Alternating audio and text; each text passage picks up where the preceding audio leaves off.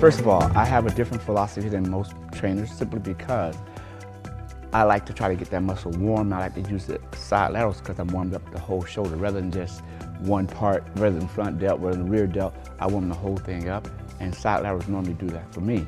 We're going to do it the conventional way, and we're going to just do a couple of reps here. Here we go. You notice how he's going up, keeping the tension on the medial delt. It's all there. And your front delt will activate, but it's not the primary muscles working. We normally try to do anywhere from 12 to 15 reps. This is your typical beginner's way. As you get more advanced, we'll sort of turn it around a little bit. We'll create more pressure just on the medial delt, less on the front and also the rear. What we're gonna do, we're gonna take the dumbbell and we're gonna turn it, and we're gonna keep it there. We're gonna lock our shoulder blades together, slightly bend the arms, and we're gonna push it straight out. Get more medial delt, less front delt, and virtually no rear. Keep those arms slightly bent, keeping the pressure on the medial delt. Most people wanna go way too heavy, and you don't need to go heavy for side. It's a small movement. It's not where you're going all the way up because your arms won't go that far if you do it right. You see a lot of people who raise it all the way up to here and going all the way back. Why? They're getting a lot more front delt. Once you get to a certain point, it's front deltoid. It's no more medial delt. So what we're trying to do is just focus just on the side.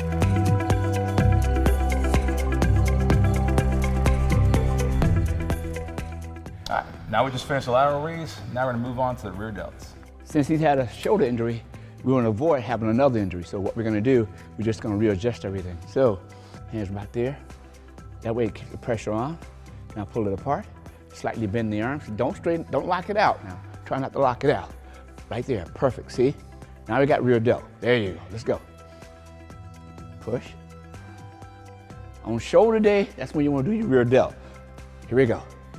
It's part of the whole deltoid region there.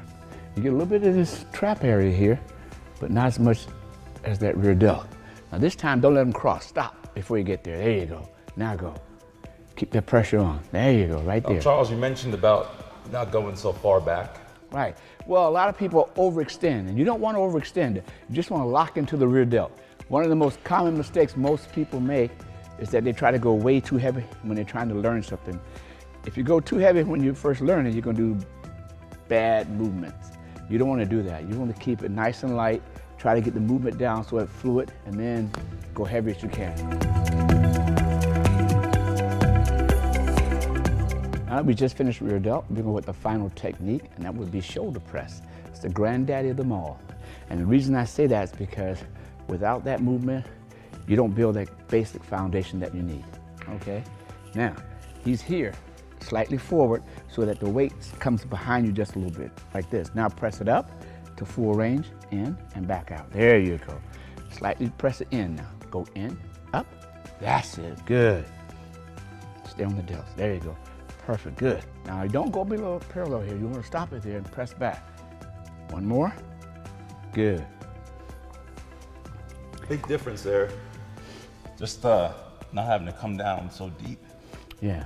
A lot of times when I see you guys training, that I like to go deep here, but stopping here, big difference. Well, the reason I like to stop because I want to keep it off the joint.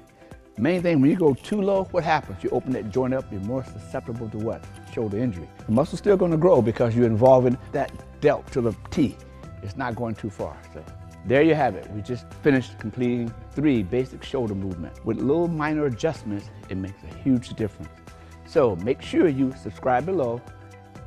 That's all you need to do.